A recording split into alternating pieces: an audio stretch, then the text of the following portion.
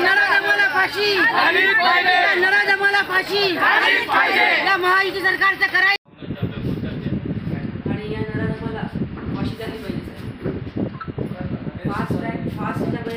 Fast track मध्ये चालून तो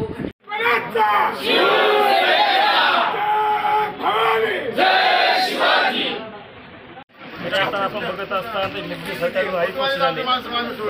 हे सरकार घडी घडी म्हणतं की आम्ही बाळासाहेबांचे विचार, शिवाजी महाराजांचे विचार, बाळासाहेबांचे शिवाजी महाराजांचे विचार कार्य का असं होतं का? हे निव्वळ खालच्या स्थळावर जाऊन राजकारण करणारं सरकार आहे. एवढी निंदनीय घटना महाराष्ट्रात घडली, पण तरी त्यांना त्याचं काही तारतम्य नव्हतं. ज्यावेळेस बदलापूरची पूर्ण जनता ही रस्त्यावर उतरली त्यावेळेस महाराष्ट्राला ही काळीमा फासणारी घटना कळाली.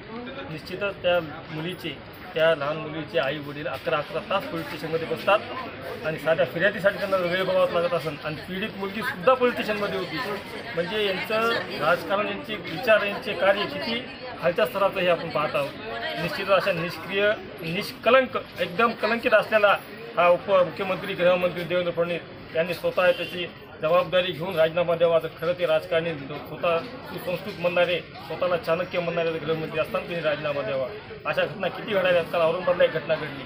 निश्चितच महाराष्ट्र आपला कोणीकडे जात आहे हे सुद्धा आज आपल्याला कळायला अर्थ नाही आहे. निश्चितच अशा सरकारनं स्वतःहून राजीनामा देऊन एका जनतेला जसं पहिल्या सरकारमध्ये ज्यांनी हे केले, भ्रष्टाचार केले, त्यांच्याकडून राजीनामा घेतले पुढे होऊन यांनी.